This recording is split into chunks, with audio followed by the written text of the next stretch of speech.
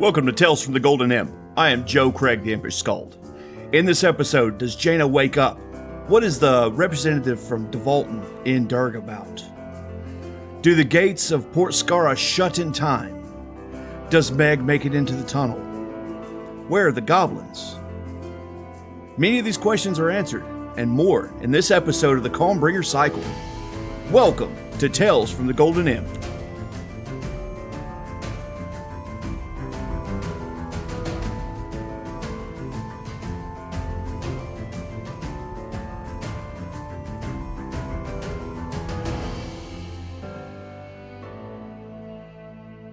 Episode 15, Devolton Comes Calling, Part 2.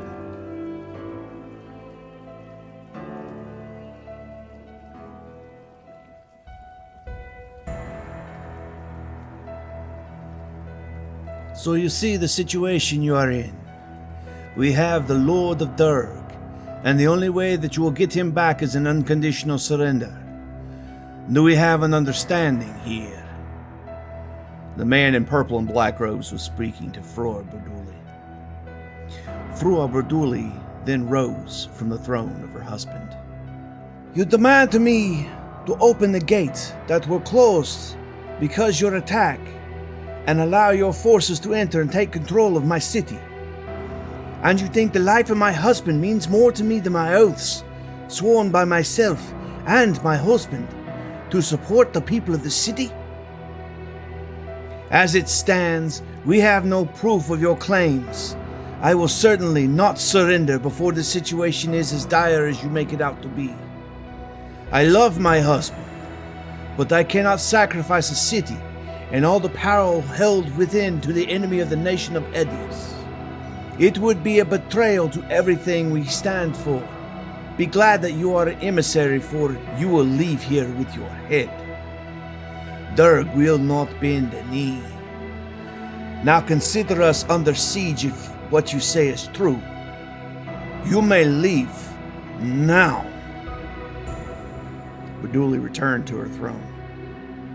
The emissary of Devolton gave a smile and bow. So be it. We tried to save the suffering of your people. With that said, the emissary and the guards exited the chamber, passing Lahti. After the chamber door shut behind Lahti, Frue Burduli's eyes landed on her. What wonderful news do you have to share that sends you rushing into the chamber unannounced? Lahti was still glistening from sweat from a run that got her here from the West Barracks. Frue Burduli, I've come into information to validate some of the claims presented here by the emissary of Devolton. I have word that Devolton ships have been sighted in Port Skara, and some of the scouts that were put into place have detected movement from the western caves. I was coming to request that the forces of Durg be mobilized to face these threats, but that seems beyond us now. How can my forces be of service? You came here warning us of impending dangers. We, my husband and I, ignored your claims, thinking them impossible. You'll try to prevent what has transpired thus far. Tell me what you know and what you suspect. Apologies for not hearing you out sooner. Jarl Burduli can be stubborn, even for a dwarf. Durf, get us some ale. We ladies need to talk. Frue Burduli motioned to the dwarf standing at the left side of the dais. With a bow, the young dwarf retreated behind him to a door and returned a bit later with 2 mugs of a small barrel on a platter. He offered the platter towards Frue Burduli, who took a mug and repeated the process for Commander Lahti. Lahti took a drink of the ice-cold ale, giving her time to gather herself and her thoughts. After taking a moment, she began. I shall start with what brought us here to begin with. We were chasing a massive horde of goblins that were heading along the road that becomes the western road here at Durg. Those goblins are still in the wind, but I fear they will not be for much longer. I suspect the play with them is to compromise one avenue of siege to allow military forces into the city. I do not know the defenses of Durg as well as I would like, but they are formidable. But like any system of control, there are weaknesses. This whole system depends on keeping the threats outside the walls. With that said, since coming here, and using what connections I have been able to garner, I have learned quite a bit about the weaknesses of the city that take manpower to counteract in a lot of ways. The Western Gate, for instance. It can be held with minimum number of soldiers, but with enough force, the gates can and will be opened through the windows that serve as arrow slits. Should a horde of goblins splash against those walls, eventually they will gain access to those windows, and thus to the towers attached. That will lead to the fortifications being opened. However, if you had manpower beyond what could defend the arrow slits, that could be mitigated. With those gates, there are ramparts back 100 yards beyond the gates themselves that you could station archers from to deal with the army as it floods into the hold there should the gates fall. Then there is the news that I learned about through connections I got here. The main gates to shut Durg to the outside world are the gates at Port Skara and Keevestown, which haven't been closed in a very long time. I mean to say there are reports of bird nests and such at those gates. So now I hear reports of Devolton is attacking from the northern port of Port Skara, with little to no defense there. I know you have forces in the city, but they need to mobilize if they're going to save the city. Dandros has allies coming from the north as well. If they make it in time, they will have first-hand information for us. But this is what I know. There is much I can speculate on, but this is what I know to be fact. Lahti concluded with another drink of ale. It was certainly a fine ale. It was an incredible blend that she quite enjoyed. But as she lowered her mug to take a look back to Frue Burduli, she was greeted with a wave of concern. Burduli was wearing a blue dress today which matched her eyes quite well. Her blue eyes were showing concern as she rose from the throne and began to walk around the dais.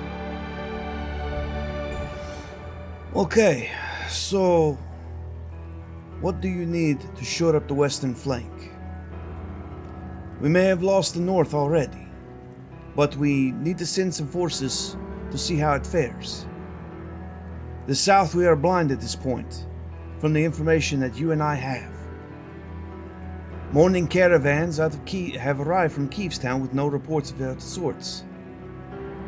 The ambassador from Devolton had claims that they had my husband and had secured Keevestown and Port Skara. I did receive a letter from Turfrid yesterday, informing me that he was on the way home.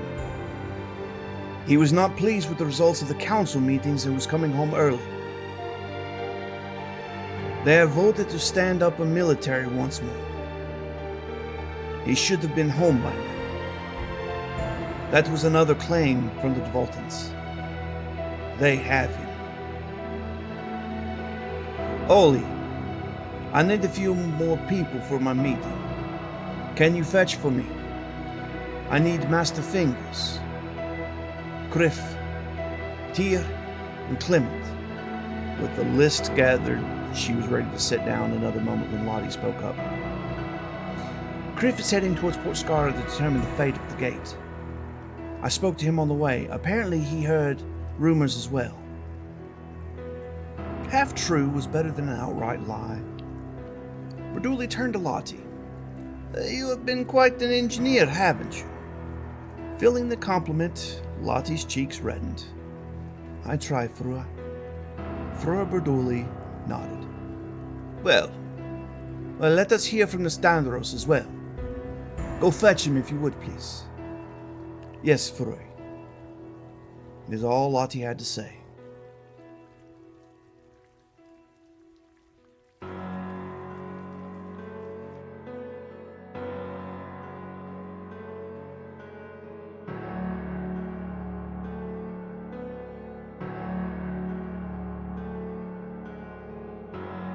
Hold the left gate! Hold the left gate! We have to hold off until we get as many people from the city in here. Regos shouted to the people that were manning the wheel that controlled the gates of Port Skara. He was standing at the gap, watching as the military of Devolton continued to march toward the walls. Arrows were coming in volleys now.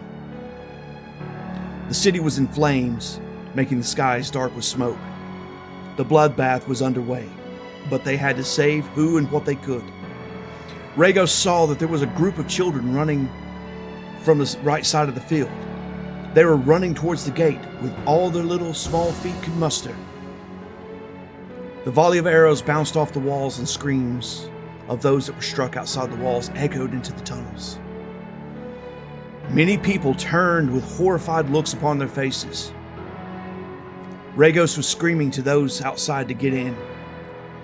But the gap being so narrow, people were starting to get trampled. The archers were reloading, and the people were panicking now. The marching soldiers continued to cut down those that they could, those that could not keep ahead of them. The people were starting to pile up at the wall. The group of children would never make it past the adults in time. This plucked Regos' heartstrings. But what could he do? If he opened the gates, they ran risk of allowing Devolton access to the tunnels, and that would mean death for everyone. Before Regos could make a decision, a solution was provided by a wizard from Devolton, in the form of a ball of flame aimed for the gap in the door. The massive explosion erupted in all directions. Regos dived to the ground, but the screams would live in his head forever. With the power of the explosion, people were knocked to the ground. As he stood up and looked out the gap, he saw the children running headlong towards the gap in the door.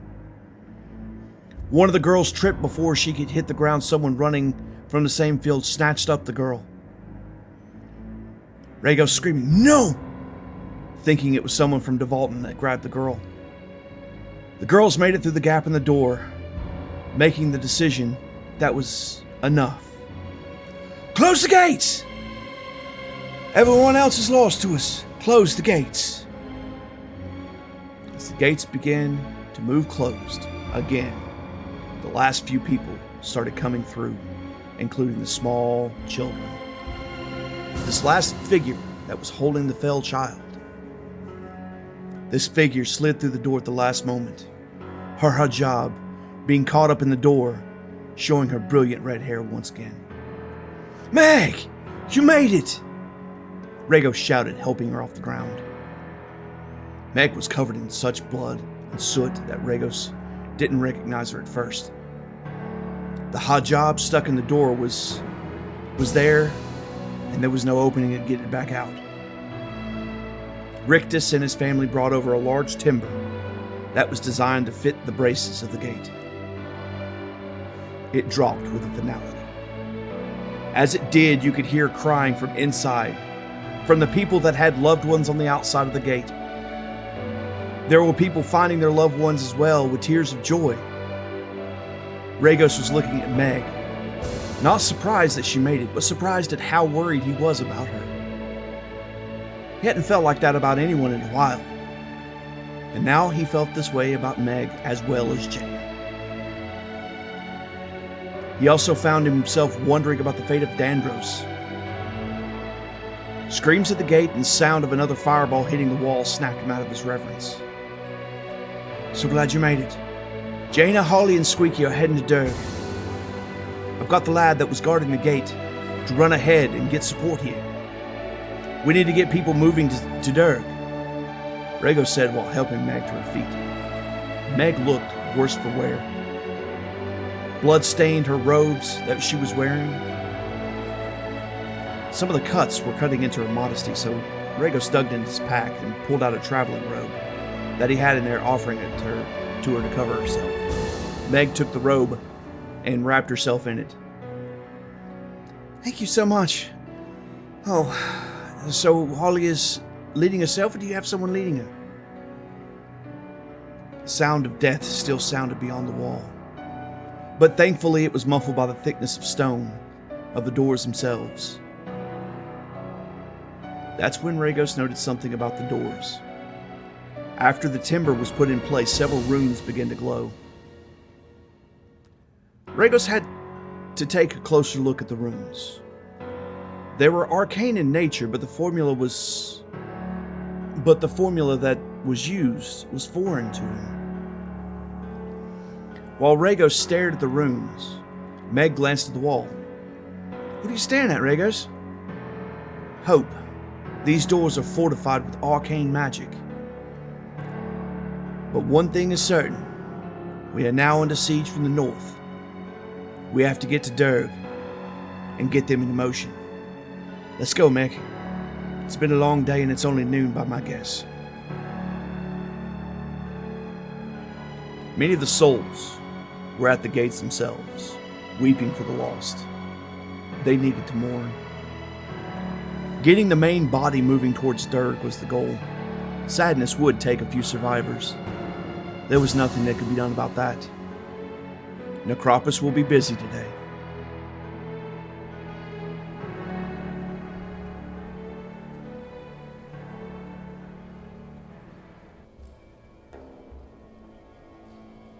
Greetings, Dandros. I am so glad to meet you. These words were spoken by Master Corey Melchior, who was an aging human with a long beard and small spectacles. He was wearing a red and golden robe with a wide black leather belt. Master Fingus has told me much about you in the past couple of days. From his musings, I have much hope for you. Master Fingus handed Master Melchior the bone sword that Dandros had made. He made this amongst a few other weapons. I believe our suspicions is to be true. Dandros gave a bow of respect for the hand of Beldon. Something beyond a master. Though master is still the honorable title. No need for that, Master Dandros. I think we are beyond all that now, sir. This work is of a master craftsman. No, sir. I am no master craftsman. I'm a journeyman at best. This was just a bit of fun. I'd made it for a fallen friend. He would have loved one of the goblin made out of goblin. But alas, he crossed Necropus' gate.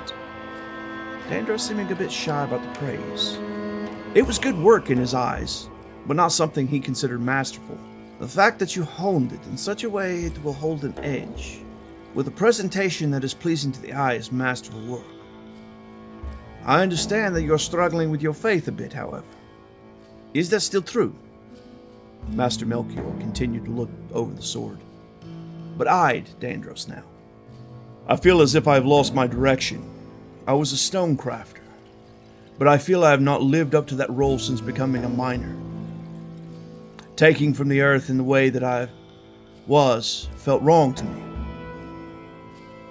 But I shoved those feelings to the side.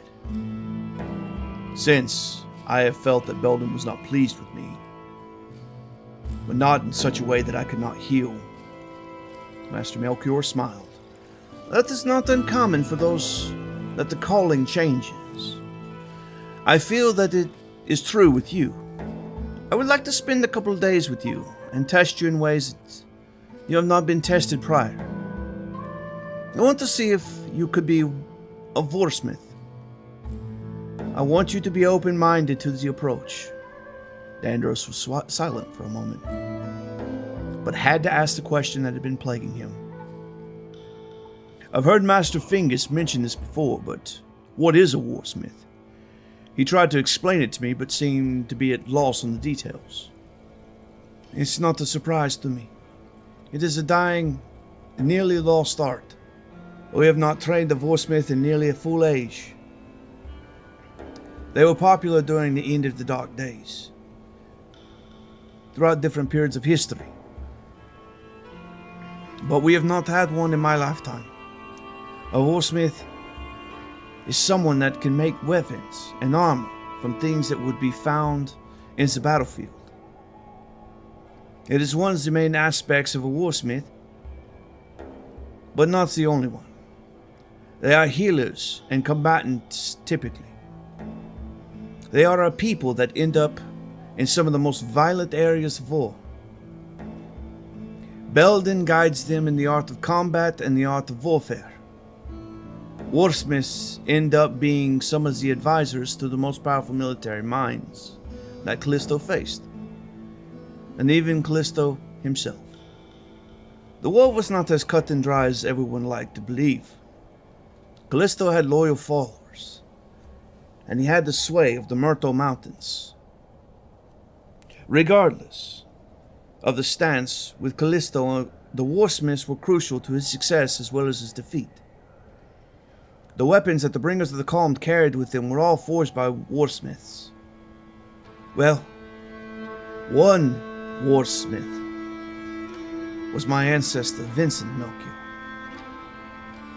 It is through him, and my fathers after him, that the knowledge I possess was carried down. In fact, I carry to this day the Master's journal that he carried.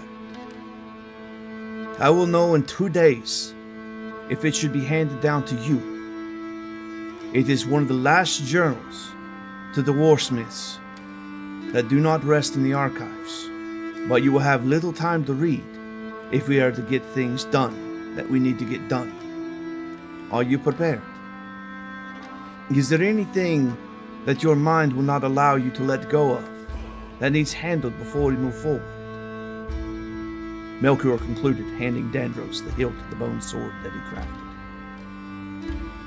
Taking the sword. Only one thing. There is trouble coming to Durg that we need to be ready for. I am unaware if Commander Lahti has been successful where I had failed. A goblin army is on the way to Durg as we speak. If I know that this has been prepared for, I could focus fully on my studies. Melchior laughed. A Warsmith focuses on the war ahead, of course. Word has reached me that preparations are underway. So no need to worry your mind with that. Let us see if you are a Warsmith. Though the signs are pointed to the positive in that regard.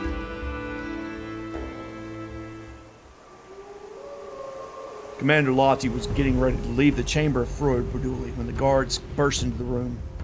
Frue! We have refugees coming from the south. Some of them are badly wounded.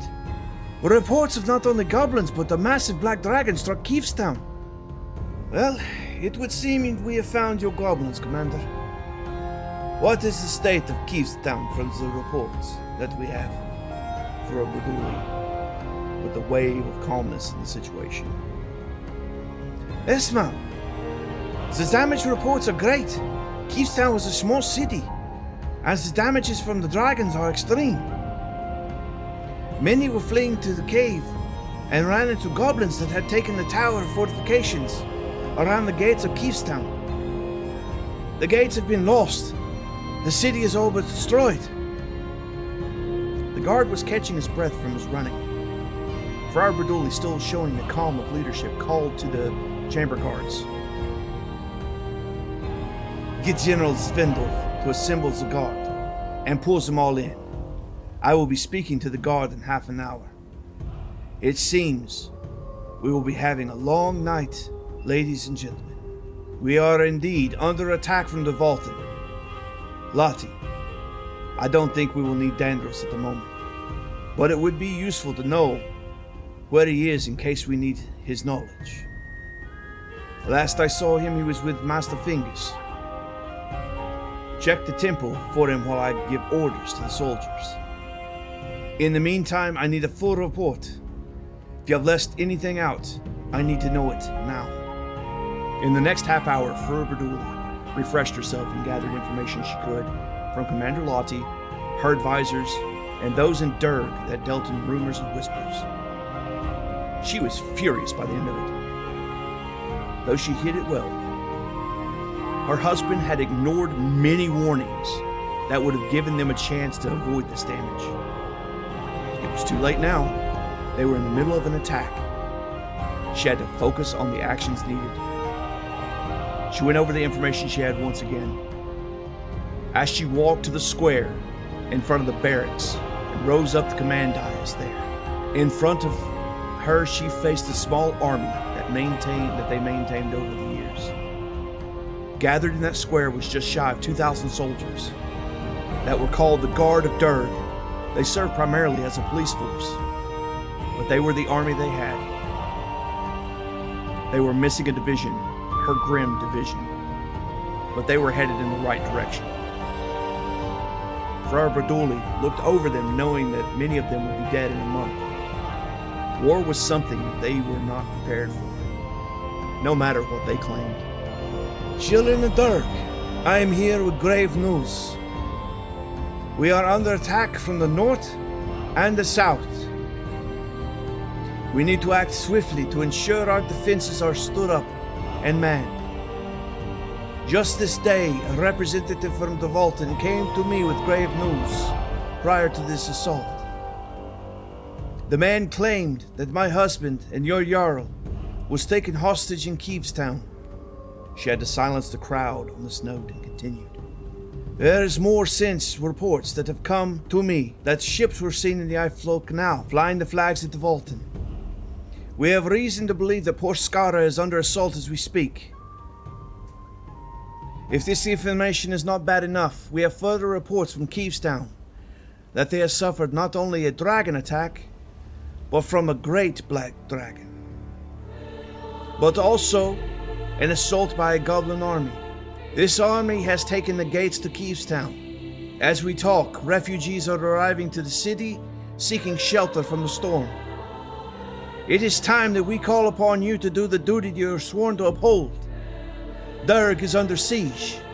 You are the last line of defense, and we call upon you to do the duties that you have been sworn to do. Commanders, you have your orders. Half of you will be heading to the south to retake our gates to Keevestown and set up an outpost there. A quarter of you will be heading north to set up an outpost there and ensure our gates are secure. The rest of you will keep peace in the city. These are dire times until my husband is found and returned to his feet. I will be acting as the leader of Durg. I will send for aid from our neighbors. In the meantime, we must ensure that our provisions are secure. Tight watches on food and water supplies are imperative. I cherish each and every one of you. Do me the justice of service. May Beldon guide us and keep us secure, as he has for over 3,000 years. My soldiers, what is your craft? At the last, she thrust her hand in the sky to ask the question. A thunderous response came from the soldiers, of warriors of Durg. With that, the lines of soldiers began to march from the square, following the assignments from the commanding officers for each division. The steps of each soldier was deafening. The thud of boots and the clank of metal plates. These mostly short warriors made a show of their leaving. Upon reaching the exit of the square, they were greeted by Master Fingus Prattle, praying over them as they crossed under the archway in which he was standing. Master Fingus's voice carried over the metal and the leather. It was a prayer to Beldon for the safety of the soldiers and the safety of the city.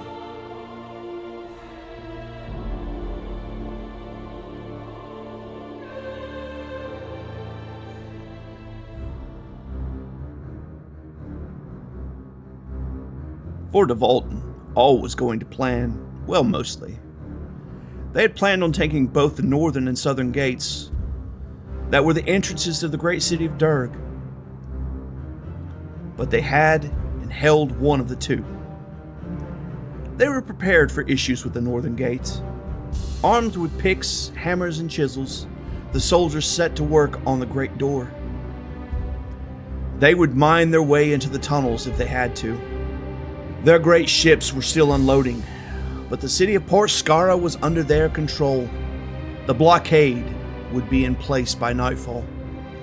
The hammer was poised to strike the city of Durg. Then there was the amount of destruction in Keevestown. It was truly amazing the amount of destruction one adult dragon lay to a city unprepared. The military had objectives that they had to complete, and it was time to set action to them. It had been 300 years since Callisto fell, and all that time Kheasurid stood prepared and by his side. The past year, the monster of a red dragonkin called the Dragoons home and started to prepare for this assault. Only the Dragoons knew the full truth of this strike and the importance of its success. Phase 1 was complete. Phase 2 was well underway. Soon, Phase 3 would spell the destruction for the city of Durg. Marching through the soldiers, up at the wall that was the gate of Port Skara, stood a dragoon of significance. Marked with a golden emblem brandished on his red and black enamel plate. This man was standing at 6'8", and he was broad in the shoulders. His helm prevented you from seeing the face beneath. His helm bore horns that you would see atop a dragon's head. But one could not tell if these were from the soldier beneath or the helm itself. With a slithery voice, the man simply asked, "Report." Another dragoon, supervising the work and tending to his warhammer that he carried in the battle, stood to attention at the word. He gave a salute of a fist to a chest and a bow of his head and spoke. "Dragoon Kitch, we'll be through the wall by nightfall if the stone is all she bears. We're making good progress. A couple of hours after that, we'll be able to push through with our forces. The wall is manned by civilians, and they have not been able to make use of the defenses of the gates themselves. We still push hard to get through before reinforcements from the city can arrive. There is still a chance we will beat them to the punch, sir." Very good. Make it faster. Use wizards if we must. I know they are recovering, but we need to secure the towers, and our main full objective is to be successful. Good work on the day, Dragoons. We have a reputation to live up to. Let us bloody our swords, bloody our spears, and let us make our enemies fear us once more. We are more than a myth. We are more than a legend. We are dragoons. Kitch let his voice raise as he spoke to ensure all that heard him.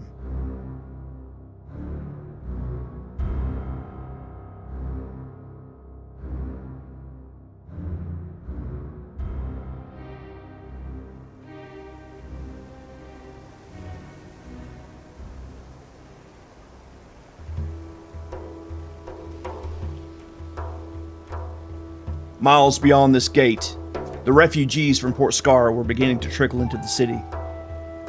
They had been passed by the Black Fist, that were the grim legion of soldiers wearing black plate armor, led by Criff Voltry. That has sped the pace of the soldiers to get to the wall. But here and now, these men, women, and children were spilling into the city of Durg. Many of them seeing the splendor for the first time.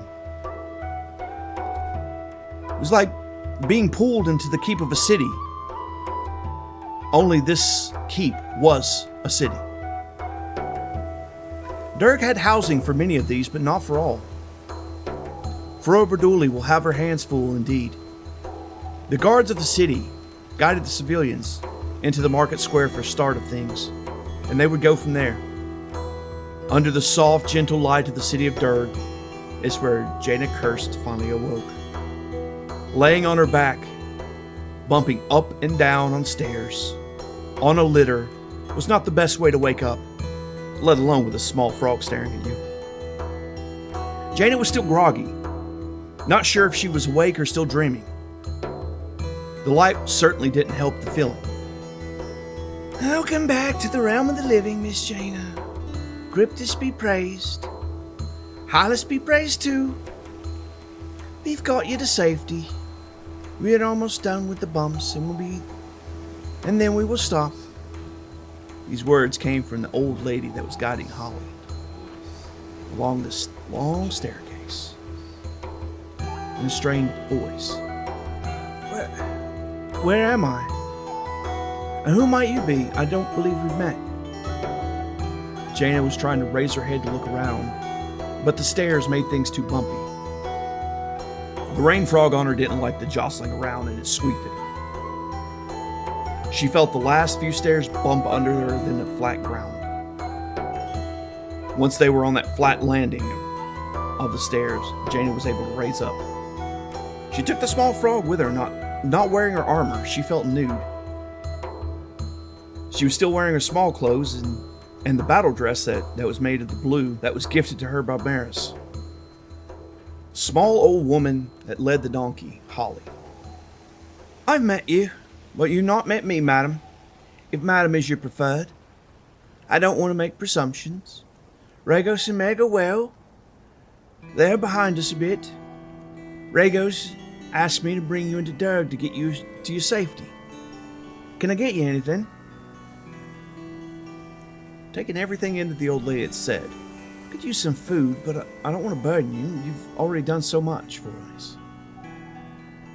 And yes, madam is fine, or you can just call me Jaina. You could just point me in the direction of something to eat. What have I missed? How long have I been asleep? Last thing I remember is I was on a ship in the Ice Flow Canal, and now in Durg without my comrades. With a grin missing several of her teeth. This be my first time in Durg, Miss Jaina. Let us find some food together, and I'll help fill in your gaps. Cryptus be praised that you'll be on your feet. Necropus nearly had you there for a bit. That said, the pair went to find some place to fill their bellies.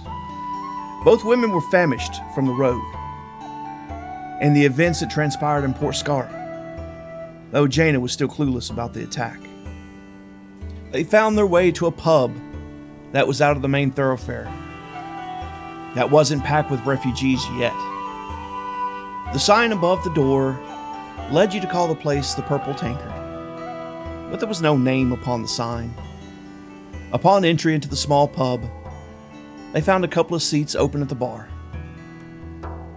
As they occupied them, Jaina realized how sore she was.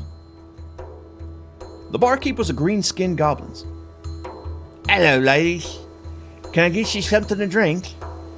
Our special for today is grilled salmon with thyme rice. We also have a chicken and wild rice soup. Then, as always, we have salted pork, bread, and cheese. Jaina ordered the salmon and rice with a tankard of house ale. The old lady ordered the chicken and wild rice soup with a cup of wine.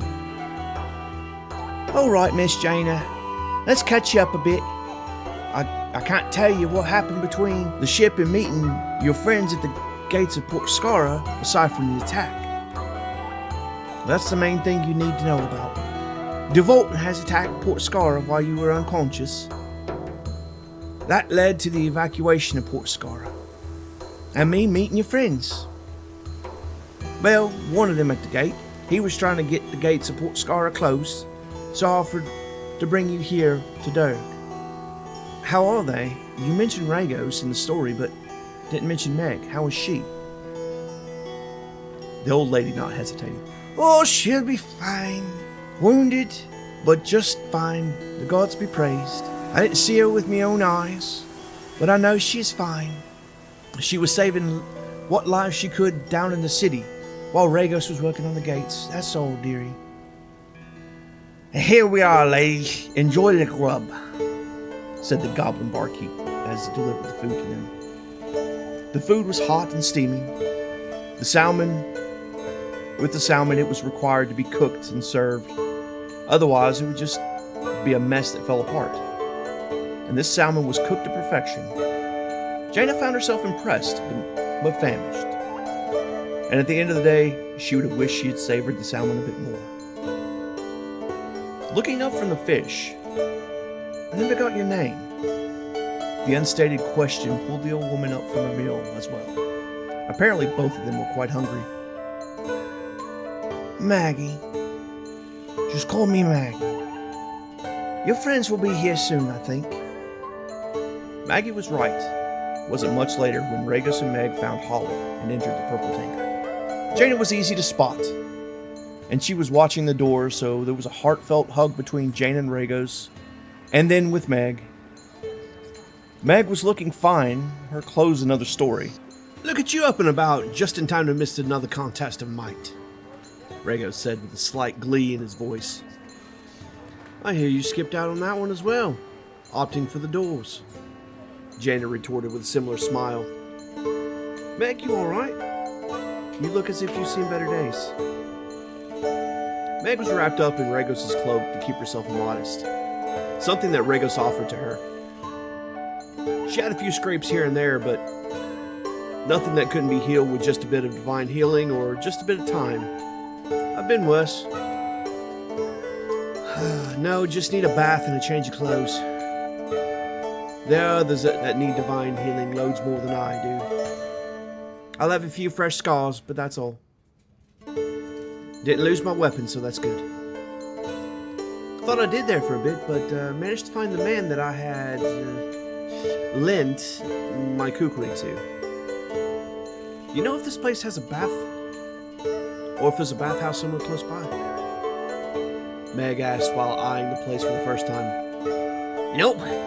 No baths here, miss. But there'll be baths not too far away. Public baths is 6 blocks west of here. That's right as you heads out here, and then right at the next intersection. You can't miss them. In the meantime, can we get you something to eat or drink? You look washed up from the road. A green-skinned goblin barkeep inserted into the conversation. I could use a pint, my friend.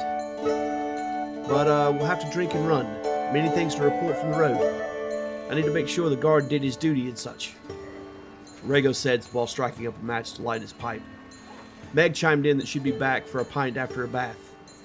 With that, she gathered her bag from Holly and followed the goblin's instruction to the public bath.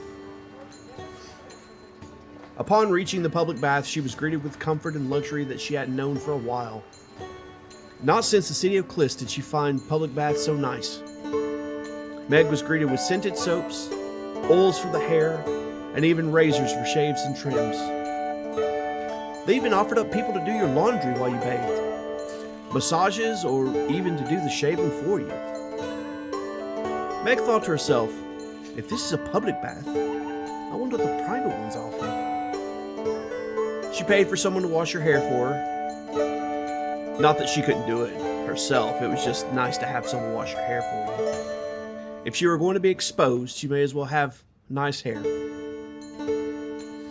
Meg disrobed and found that the bathhouse even offered someone to stitch wounds for you. She got stitched up and enjoyed a long bath. While she was having her hair washed, just soaking for a bit before the shaving, another woman settled up next to her. Not seen you around in these waters before. What brings you to Derg? First time in Derg. From Port Skara. Just here to enjoy a bath and feel alive once again. Meg trying to be polite to this woman, though her peace was being challenged. Understood, miss. I'm just looking for some news from Port Skara. Could we speak after your bath? The dark-skinned elven woman had her hair pulled up in a tight bun. Her light purple eyes looked over Meg in a way that was polite, but judging at the same time. Seeing those eyes for the briefest of moments. Sure, we can speak. Meg also thought to herself as she would be returning the razor a little late after this conversation. Meg had grown not to trust anyone with purple eyes in a very short amount of time. That conversation would wait, however, until she had her bath and shaved her legs. She was too far from a good shave. Wouldn't set foot anywhere before they were shaved. She would have to restock on a few things in the meantime as well.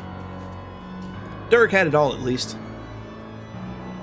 After the bath, Meg saw the woman waiting at the exit of the baths for her, with what looked like a tray of tea on it. Meg approached the woman. The woman was short and slender, petite for an elf. Out of habit, Meg sized her up and was surprised by the fact that she believed this woman was a walking weapon, with just the little moves that she would make and her overall posture.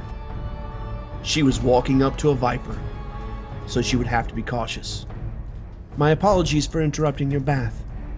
I hope a little tea would go as a way to ask you for your forgiveness. You look to be from the road, and we are from the north side of Durg, so I was hopeful. Taking the tea and looking the woman in the eyes, Meg continued to size up the situation. Of course. I am from the road, so well spotted. How might I be of service? Both women sipped their tea at the same time, eyeing one another as if there was an unspoken dance at play. My sisters and I are looking for a woman that rumor state landed in Port Skara. I was very curious if you knew anything or anyone named Megan. We have come a long distance, and I have news of a garment in which she seeks. Struck momentarily by hearing her own name and the mantle mentioned, Meg quickly recovered, but by the look in the elvish eyes, the moment was caught. Knowing that she had to get what information she could, I believe you may know that I am Megan Nevarro, but you have me at a disadvantage, for I don't know you. But what is this message? The smile that crossed the other woman's face was something that made Meg feel as if she were a fly in a spider's web. That which you seek rests on the shoulders of and the rest of the sentence faded as Meg felt a small pinch on the back of her neck, and the world went dark.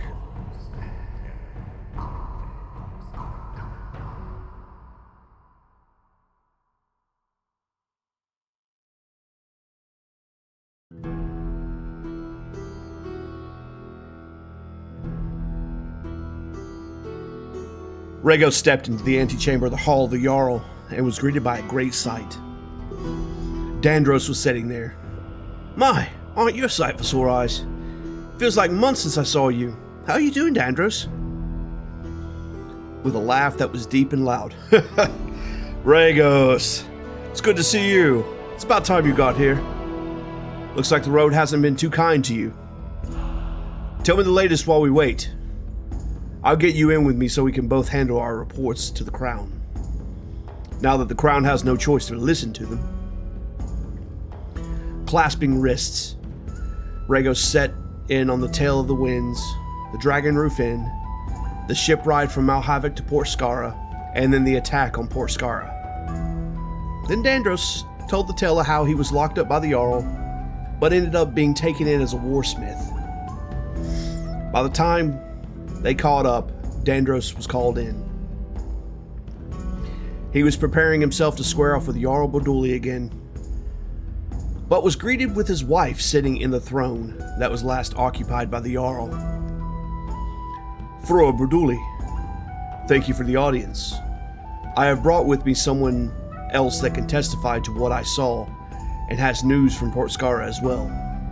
This is Regos Malbroach, Dandros said while bowing his head to the Frue. Frue Burduli's head rose to look over the pair. She remembered Dandros well from the last time in front of her husband. The other man she didn't recognize, but she expected that. Very good. I would much like to hear from you the terror that has come to my kingdom. Which of you have the latest news from Port Skara? Then we can discuss the goblin horde that has taken the gate at Kheasurid. Regos stepped forward. That would be me, Fiora. I just came from there and escaped with as many people as I could. It wasn't me alone, but I can give you some accounts of what transpired there. There were longships and galleons bearing flags at Vultan. From the first ships that were landed were dragoons that made a spear formation that carved a path through the city. They had mages with them that targeted military objectives with powerful magic. More soldiers began to fill in from the galleons to make it look as if they were a here for a siege and a conquest, instead of just a simple assault. The war horns of the city did sound, but many of the people didn't know what they meant. It was priests from the temple district that organized the evacuation that transpired. I had a wounded ally, and I made sure that she was out of the city as well. Once I reached the doors with the survivor, we began to work on the doors. They were in bad need of repair, mind you, to start closing them. We held the doors agape as long as we could. Once soldiers arrived, we closed them and barred them. And from the sounds of things, they're working on mining through those doors even now. I estimate around 150 dragoons and a couple thousand soldiers landed here. Now that varies with how much of that last ship was supplies versus people. Frue and Burduli took in the words and considered them greatly. And you, Dandros, what more do you have to say when you were here last? My husband didn't give you much time to speak, so here is your chance. With the weight of the words, Dandros focused his mind and gave a prayer to Beldon to ensure that he shared something that would mean the difference between success and failure in his words. He finished his prayers and locked eyes with the Frue, the current ruler of Durg. I fear my words may be a little late at this point. What my intentions was to prepare us for what is moving against us now. The goblin horde was in my warning, but also with that, there's a keeper of the beast that claims to be the Skald of Callisto, reborn. By all accounts, it is a powerful keeper of the beasts, if not the actual Skald. Now, the dragon strike that hit Kievestown could have been by her pool. We were expecting the goblin horde to strike here in Durg, and not one of the gates, however. So my counsel at that time would have helped us mobilize, but it would have been in the wrong direction, I fear. The numbers of these goblins are in the thousands, my Frue, with a powerful keeper at their backs. Now reports of the dragoons striking from the north points to the portion of things that I did not wish to be true. I fear that Callisto is back, or will soon be back. His forces moved to prepare for his return in either case. Now to play the counter to the argument. It could just be some 300 years after Callisto's fell that the denizens of Devolted wanted some revenge on the state of the kingdom for the past 300 years by striking us hard. If it is just a military strike and nothing more, then we have less to fear. But I would not be willing to take that bet. Dandros finished and gave another bow of respect to the Lady of Durg. Friar Burduli walked back and forth upon the dais from which the throne of Durg stood. She pondered in the words of both Regos and Dandros with sincerity. After a few moments, she began to speak without looking at them, still in her movements. So we have wolves at one gate and a military force at the other. They have my husband if the emissary of Devolten is to be believed. But in other news, it has been decided to reform the military of Edius. So troops will be marching here to aid us from the south. We have fortifications that we can deploy in the tunnels that lead to the city, many of which have not been used in ages. They want to put us in a siege. Very well. We shall show them why you do not attempt to pull a snapping turtle from its shell. I thank you both for your reports. I have another point of business for you, Dandros. Stopping in her movements, Frue Burduli looked directly at him. I need you to focus on your training. It is the most important thing you can do at this point. How goes your training? Have you found your craft again? Dandros was taken aback by the sudden change in direction. Yes, I believe my craft is what's called a warsmith. Someone that focuses on crafting materials at hand and imbues them with magic to provide extra potency. It seems to be something of a dying art, at least in this age. The last recorded warsmith was during the time of Callisto, and was the ancestor of Grandmaster Corey Melchior. Grandmaster Melchior has taken me under his wing, I will focus on my studies. You have my word on that, Frue. If there's a call for my services, I will be at your disposal. Very good. And you, Regos? What is your craft? Frue Burduli asked Regos directly. Fearing that the truth was the only way through, I should be a wizard, Frue. But I was expelled from Forbidden Abyss. I still feel that is my craft, but it's been a struggle to improve over the years since my expulsion. Aside from that, I've made my way with less than savory skills and tasks. You can say that I'm a stealthy individual and that can slip in and out of places with ease, but that isn't my craft. I'm a wizard, even if the council would not honor me with such a title. Truth was something that Frue Burduli was hoping to get out of him. Very good, Regos. Then I have a task for you as well. I have a court wizard that I'd like you to work with, to see if we can't bolster your abilities before we need them. I fully suspect having even one more wizard in our fold will make a big difference between success and failure in the upcoming assault. Her name is Vera Klopt. I'll arrange for a meeting for you in the morning. I expect dedication here. Do I have your word? With a bow. Yes, ma'am, you do.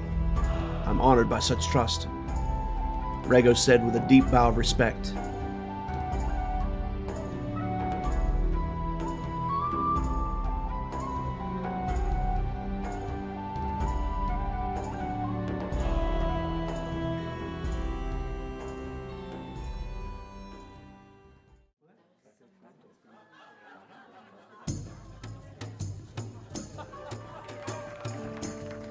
Back at the Purple Tankard, Jaina had gotten her belly full and was on her third tankard of ale, wanted to get a bath herself, but didn't want to go anywhere until Meg was back so Regos had time to report his findings to the Crown of Durg. The old woman Maggie had moved on now as well, leaving Jaina in the Purple Tankard all on her own with just a frog to keep her company. She called over to the barkeep. Yes, ma'am. What can I do for you? Another tankard? Jaina smiled at the goblin. No. I'm good on that front. I'm curious about a place to stay. With the influx of refugees in the city, I'm concerned that many of the main thoroughfare locations will be booked. Could you offer me some suggestions on a place to stay? Also, I'm sorry, I haven't caught your name. Goblin smiled at Jaina. Gimble, ma'am. My name's Gimble. How many people do you have that need a place to sleep? I might be able to get a room or two ready for you myself. But it's not, I recommend Tina's bedtime. It's not your typical inn. She mostly does longer stays and such, instead of just overnight. I'd point you her way. It's going to be much nicer than what I have to offer. But if you're just looking for a place to lay your head, I'll be able to take care of you. Why don't you go ahead and get yourself a bath as well? I'll be here if your friend comes back. Jaina smiled at Gimble. Thank you for the offer and the information. I'll see if Tina has a room for us. If not, we'll take you up on your offer, if you have 2 rooms that would suffice for us. Thank you for your hospitality. I think I will take you up on your offer of keeping an eye out for Meg. I really could use a bath. With that, Jaina left and boarded Holly at the city stables and headed for a bath. When she arrived to the bathhouse, there were guards talking to the proprietors of the public bathhouse. Jaina didn't pay too much attention to the discussion, too focused on the bath at hand, but she caught a brief description of a woman in dark green robes. As Jaina entered the bath, she began to look around for Meg, and didn't see her. Too tired to think about it, she slipped into the bath and began to relax a bit and clean up. Little did she know she was bathing in the same spot that Meg had been in just 20 minutes prior. The guards were indeed talking about something that was vitally important to her, but her aches and pains were being washed away. She had almost died, and this was something that was hitting her now. She knew this road would be a harrowing one, but to be challenged like that so soon in the journey was concerning to her. The The time with Meg on the seaward snail had helped Jaina quite a bit. The clashing of blades with her was something that made Jaina's routines a breath of something new. Everyone that she clashed blades with prior to this were just of the same rugged methodology that she shared with them. They were all followers of Halis. Thinking of Meg made Jaina come back to the present. There was someone talking to her. A female dwarf. Miss, have you seen this woman? The dwarven woman was holding up a small image of Meg in clothes that Jaina didn't recognize, but it was Meg nonetheless. Yes, that's my traveling companion Meg.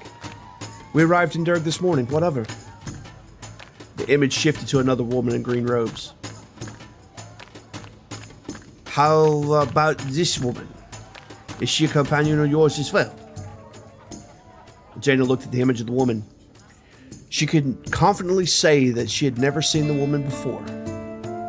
No, she's not with us. Why? Has something happened? The guard nodded slowly.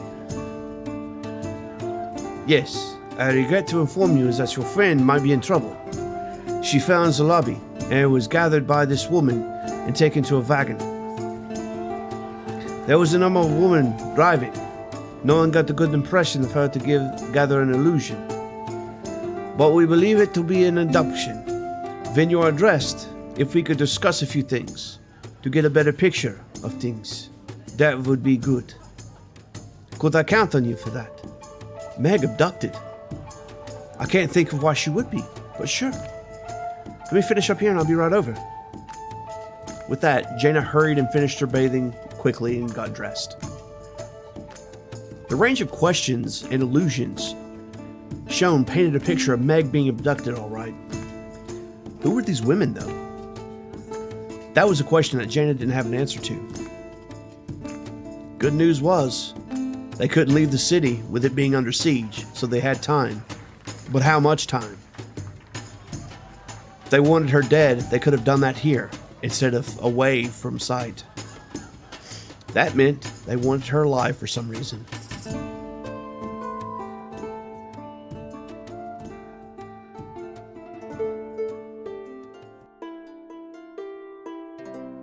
Lore Corner. Teas and Tales. They have great tea, great books, and cats. What's not to love? Skooma. Teas and Tales is a tea shop that is frequented by Skooma. It is known for a wide selection of not only teas, but books gathered from around Caledria. If truth be told, these would be enough of an attraction for most. However, to take things one step further, they also have several cats that roam around the shop, typically finding spots in laps of patrons. The shop is lined with books from all around Caledria with lots of places to sit down with a good book and an optional lap cat. It would seem that the place holds an enchantment on it, keeping it warm and a comfortable temperature regardless of what the temperature is outside. The air is charmed with music to keep the place relaxed. There are a few things that are a bit out of place, however. Mounted on the walls, you will find a bow with a single arrow, a pair of kukri crossed, a very fancy-looking spear, a weathered and tattered book, and a very plain-looking sword that seems to hold an edge after years of lack of use. These are items that the owner, Ven Cortisone, hold from his past. Now, Ven isn't much of a cook, but is known for having scones. Some of the scones that Ven makes are more savory scones, such as the signature scone for the Tea and Tales is a cheddar and chive scone. Like most scones, it's buttery and flaky, but the flavors come through.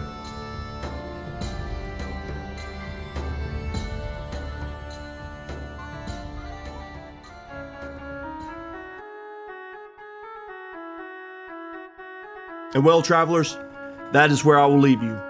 We have a lot going on here. The siege of Durg has begun.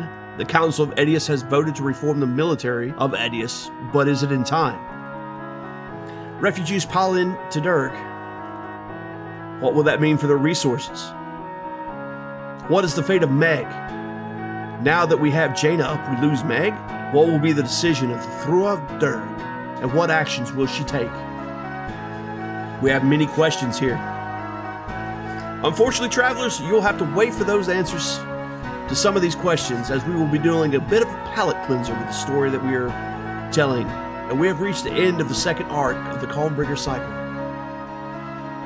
The next episode will be a standalone story that I wrote years ago to share with you. Enjoy this intermission. It will be called The Gardens of Tybor. I hope you enjoy this intermission story as I continue to build this world for you. I want to thank Adrian Von Ziegler for the privilege to use his music and make the story all that much better.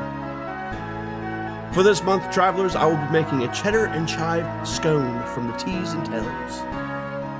You can find the recipes of Calidria up on patreon.com. With that said, I want to thank you for listening. If you wish to support the podcast, giving it a rating where you find it would mean a lot. A simple thumbs up or a subscription on YouTube. If you want to support a bit more and get the recipes of Calidria in your kitchen, as well as additional lore content, please support me over on Patreon. That's patreon.com/goldenimpin. Signing up will give you access to our Discord server. I hope to continue building a great community over there. But I can only do that with you. So why don't you join us and join the conversation? If you want to follow me outside the podcast space, you can find me over on Blue Sky at Empress Skald. With that said, I am Joe Craig, the Empress Skald. Thank you for listening. And remember, you've been scalded.